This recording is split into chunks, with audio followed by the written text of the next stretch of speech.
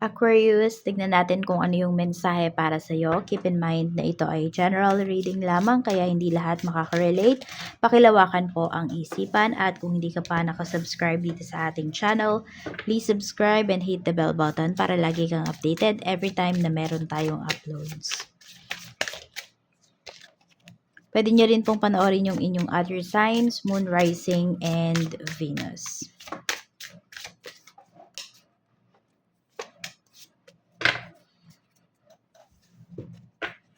We have controversy.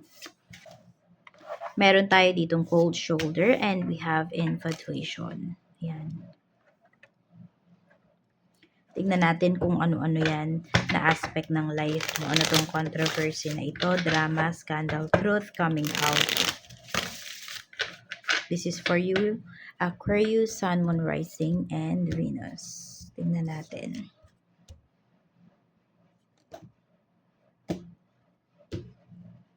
Tignan natin kung saan-saan to. Four of Wands. Sa family to about family, about relationship yung pinapakita dito. Ayan, so kung may nanloko man sa'yo rito, pwedeng aamin sa'yo yung tao na yon kasi nakukonsensya siya. Meron dito family members mo nanloko sa'yo. Pwedeng about sa property, ayan. Iniiwasan ka na ngayon nito Or bigla kang iniwasan nung tao na to. Bigla siyang nanlamig. Kung meron naman po yung iba sa inyo, nasa malayo kayo, nasa abroad kayo, okay, at meron kayong mga pinapagawa, mas better kung ihinto nyo muna po. Kasi may nanloloko sa'yo dito So, yan, pwedeng niloloko ka nga pagdating dito sa kaperahan. And pwedeng magkagalit kayo ng tao na yun. Magkaaway kayo. Dahil sa ginawa niya. Madidiscover mo to. Or pwedeng meron nga na concern sa'yo na magsasabi nito. With proof. Pero kung sasabihin lang niya, 'di ba? Kasi ang lagay kapag kunwari ako may sinabi ako sa iyo, si ganito o yung family mo. Pero wala naman akong pinakitang picture, proof or what, 'di ba? So parang chismis lang siya. So pag may mga nagsabi sa inyong ganyan, hanap kayo ng proof. Sendan mo ko ng proof kung gusto mong maniwala ako sa iyo.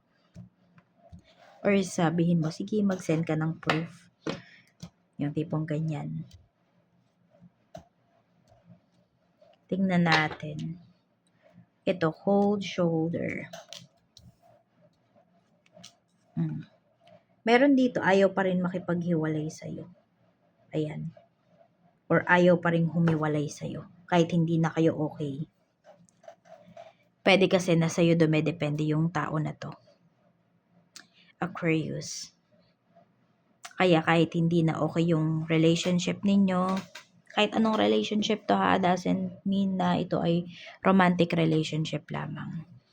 Ayaw ka pa rin tigilan, ayaw kang iwan. Yun yung nakikita ko. So, meron po dito, pwedeng, ayan, sabihin natin, yung iba dito, pwedeng mag-asawa po kayo. Tapos, magkasama, sabihin natin, hiwalay kayo. Yeah, sabihin natin, wala nang feelings. Or feeling mo, wala na kayo na-feel sa isa't isa. Pero magkasama pa rin kayo sa bahay. So, ito yung energy na so close yet so far. Diba? Magkasama lang kayo, nagkikita kayo lagi sa bahay, pero para kayong mga invisible sa isa't isa. Toxic yung ganyan. Ang hirap ng ganyang relationship. Ang hirap ng ganyang sitwasyon. Tingnan natin. Infatuation. 9 of Pentacles. We have 6 of Wands. So, nakikita ko kasi dito, meron dito, kaya ayaw kayong paalisin ng person nyo. Ayaw niya din kasi na maging, kung ito yung sitwasyon nyo, ayaw niya na maging masaya ka towards sa ibang, or maging masaya ka sa, sa feeling ng ibang tao. Yan. Kaya kinokontrol ka pa rin ito. Basta ang dami niyang sinasabi sa'yo na pinapaniwalaan mo pa rin. Kasi pwedeng may nafe-feel ka pa rin sa taong to. And some of you, pwedeng hopeful pa rin kayo, Aquarius, na maging maayos kayo. Tignan natin. Basta merong tao dito na kinokontrol ka niya, pero hindi mo alam na kinokontrol ka ng tao na 'to dun sa mga sinasabi niya sa'yo. Dun sa mga paliwanag niya pagdating dito sa connection ninyo, sa relasyon ninyo. Puwedeng ito ay, ayan, kapatid mo, magulang mo, 'yan. Basta kung sino yung kasama mo sa bahay na hindi na kayo okay. Kamusta yung emosyon mo? Nagtatalo na yung emosyon mo rito, eh. Ayan. Parang sabihin na lang natin nagkokontrahan na yung isip at puso mo rito. Ayan.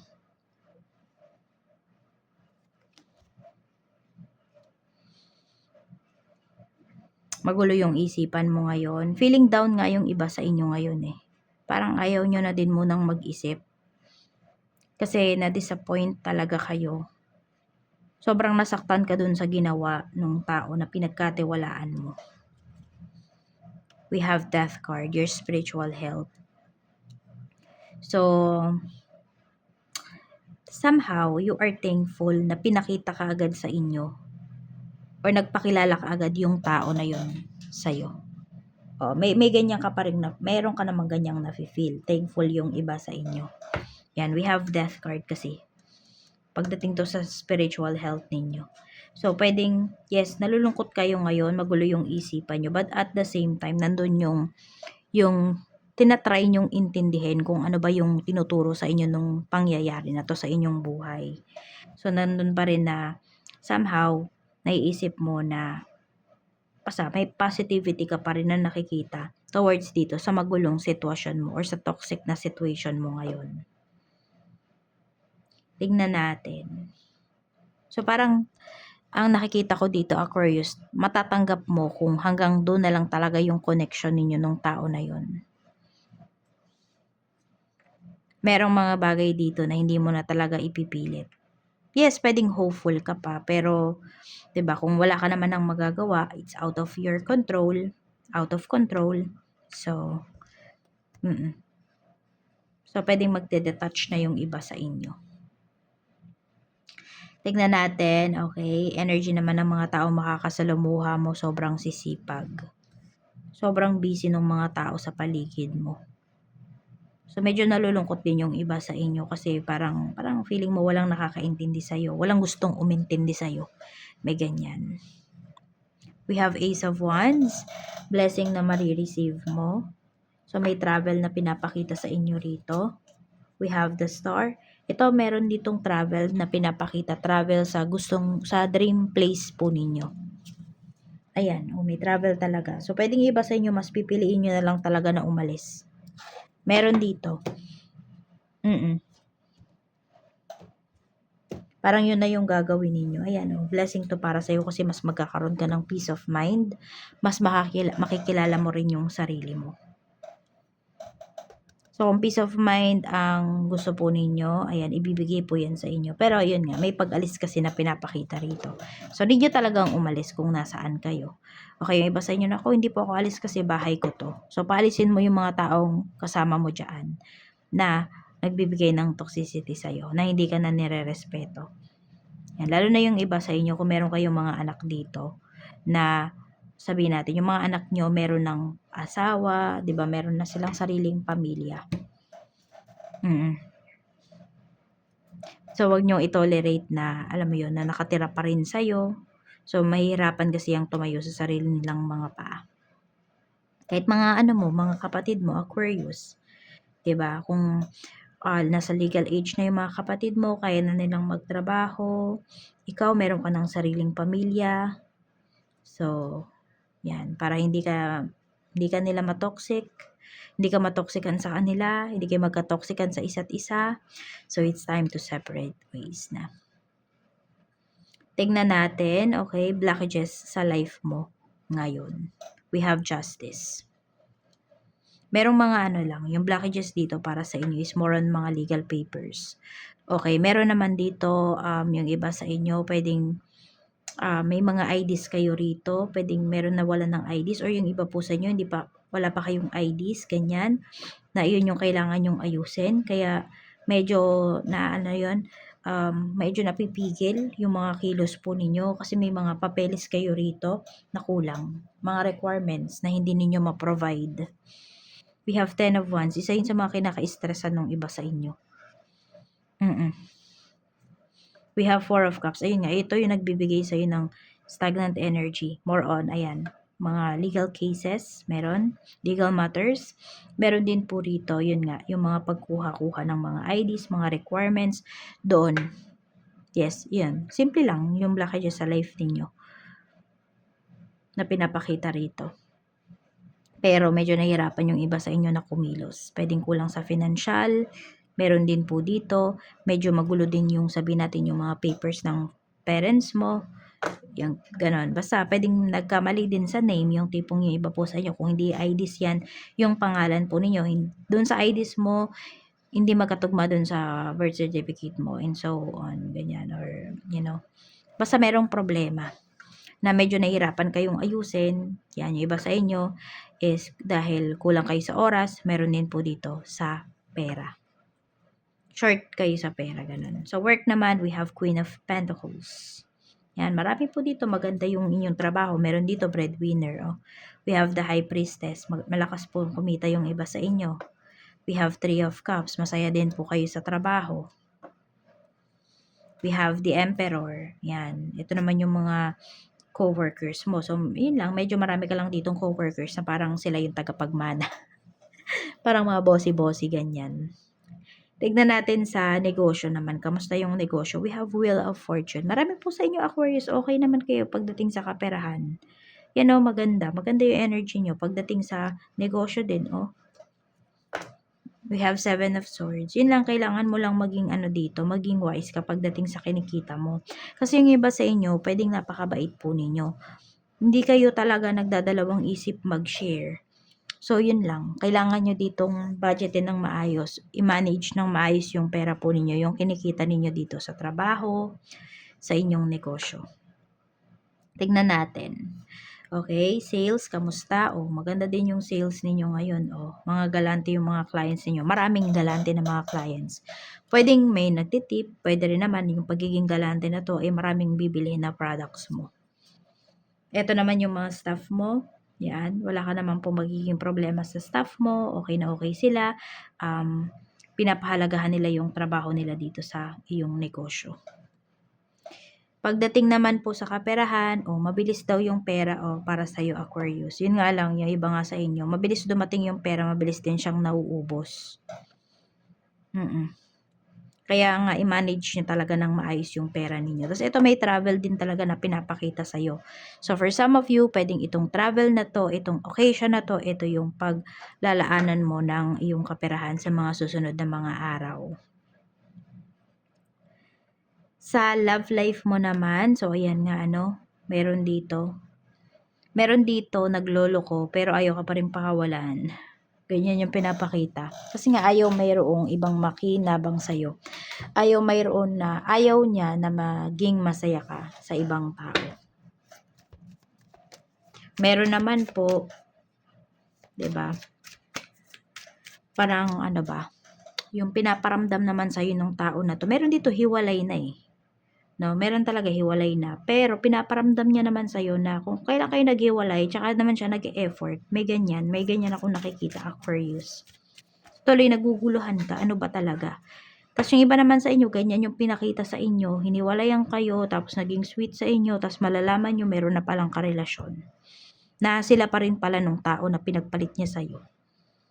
So ngayon, pwedeng lumalabas dito yung iba po, nai-issue kayo kasi pwedeng lumalabas kayo ngayon yung third party. Sarap sakalin, no? Ginawan ka pa ng problema. Tignan natin yung iba sa inyo. Ganun yung nangyayari. But let's see ano yung issues dito.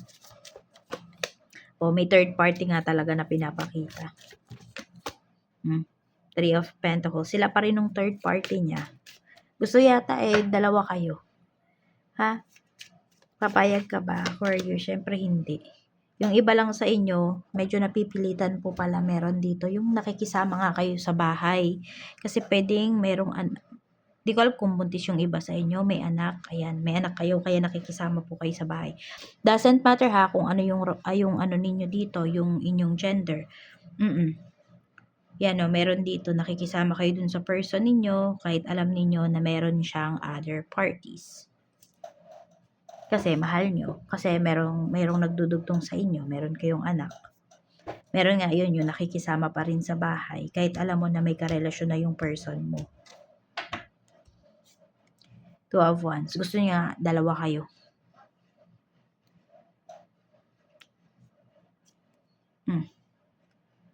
Kaya nga ginagawa ng taong to. Yun nga, yung pagiging sweet sa'yo, kahit nahiwalay na yung iba sa inyo. Or pwedeng meron nangyayari pa rin sa inyo, kahit na sinasabi niya na wala na siyang feeling sa'yo. Tapos napapaisip ka, iba yung sinasabi niya sa ginagawa niya. Mas mahal niya po yung kanyang sarili. Pero alam mo, pag iniisip daw ng tao na to na mawawala ka sa life niya, tapos yung isa, nalulungkot siya. Napakalungkot naman ng tao na to. So, ayun yung pinapakita rito. So, mag-decide po kayo, no? Kung ganito yung sitwasyon ninyo, na gusto ng person mo, tatlo kayo, or dalawa kayo. Tatlo kayo, siya, tapos yung isa pa niyang karelasyon, tapos ikaw. Okay lang ba yun sa'yo? Payag ka ba? Magtitiis ka ba? Yun. Syempre, decision mo pa rin naman to. So, kaya din siguro, controversial yung inyong relationship. Kasi may ganyan nga. Hindi naman lahat sa inyo ha. Kaya tignan nyo rin yung inyong other signs. Kasi pwedeng yung reading na to, hindi to talaga para sa inyo. Yung ganitong energy pagdating sa love. Tignan natin kung ano pa yung mensahe para sa'yo, Aquarius. Mensahe pa po natin, Spirit Guide for Aquarius. We have guidance.